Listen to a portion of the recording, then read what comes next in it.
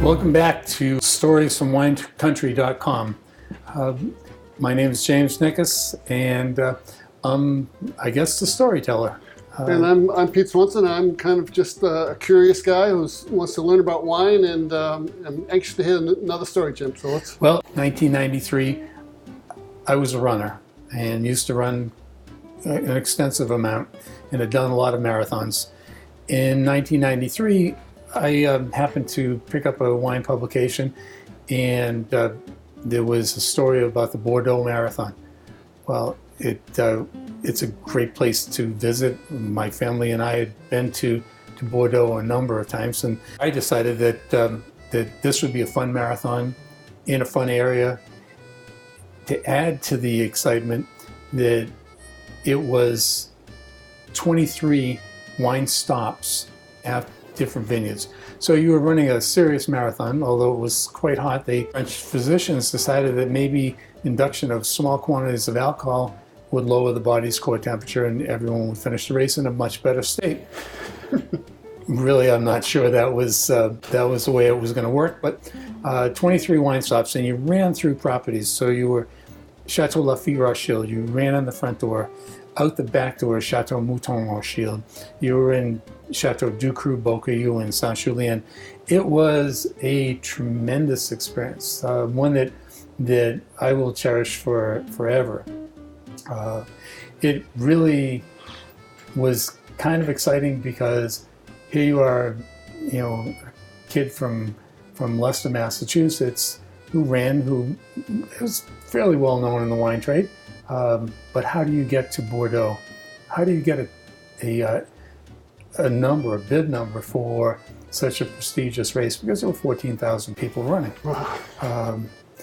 In talking to different wine people, some of them stepped forward with possible scenarios. Well, one that really did work was B&G, or Baton Gerstier. Really one of the largest negotiants in all of France. They would buy different lots of grapes, blend them to their specifications, and produce a line of very affordable and drinkable white and red Bordeauxs, along with many other varieties from different areas. But Bordeaux is where we were kind of focusing on. Their flagship, Chateau Magnol. Chateau Magnol is a glorious, glorious facility, surrounded by magnolias. It was just a dream come true. And it was kind of just the luck of the draw.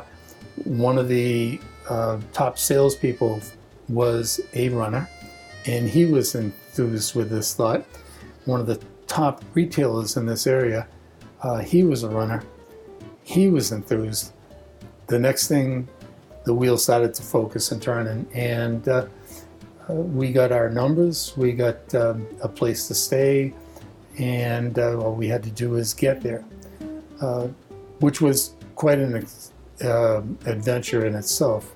Landing in Paris and to get on the fast train, the TGV, and shoot off to Bordeaux, and actually getting there a little before we were supposed to. We had to spend the night in a hotel in Bordeaux. And you didn't get a good night's sleep, but it was the beginning of a really fun adventure.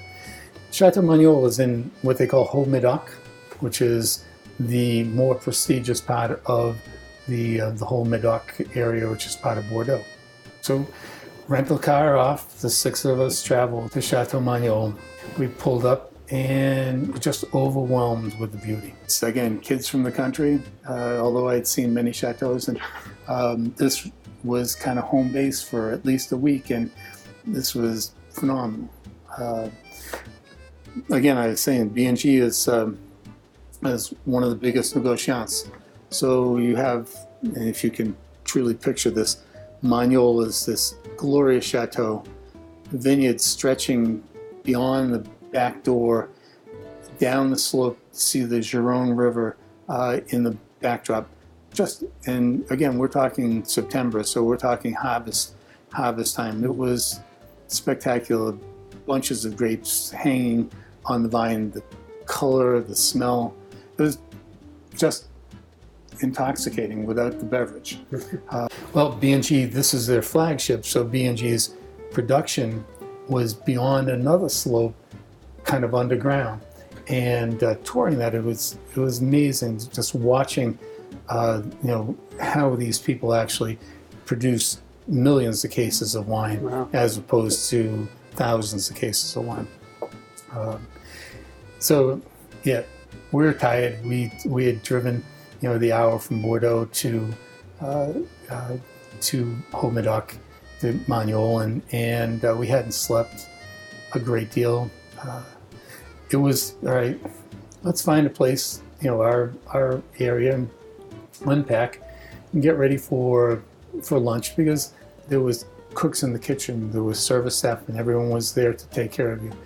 You enter Magnol, and there's this huge library with fireplaces on either side, open to big, wide French doors leading out into the vineyards and the view of the Gironde. And they brought us into this library, and they were directing us, and there were, again, 3 of us with our spouses, and a photographer and journalist from San Francisco. My wife and I were, again, just flabbergasted, because we walked into a room that would be probably 40 by 60, and that was our bedroom, sitting room, and bathroom. And it was just impeccably decorated and ornate, and, just one of those grand experiences.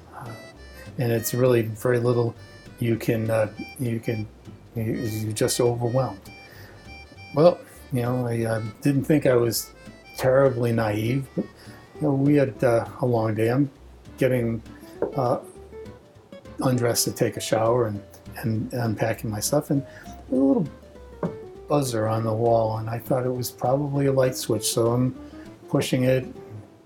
Next thing I know, there was a maid coming through the door to see what she could, what we would need or she could do, and I was in a half state of undress, and well, it was like, oh God, welcome to Magnol, what a first impression.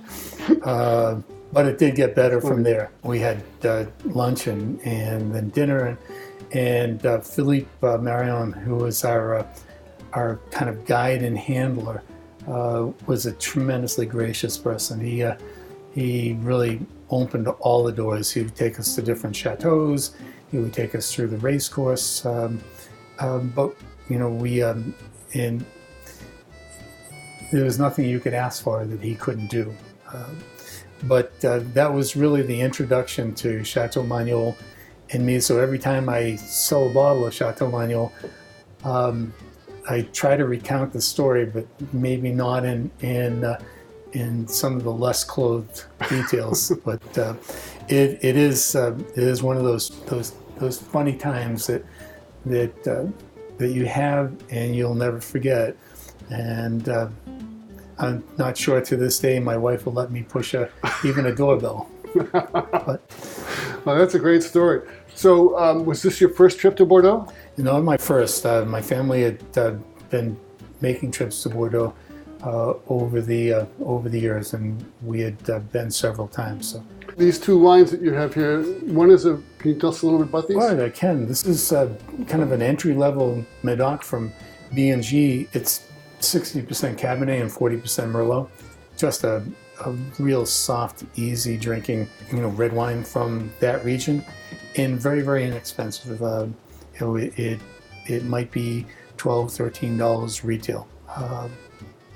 It's, again, an entry level, and then you move up to their flagship is, like I said, Chateau Magnol, and this is not just a Médoc, which the grapes can come from anywhere.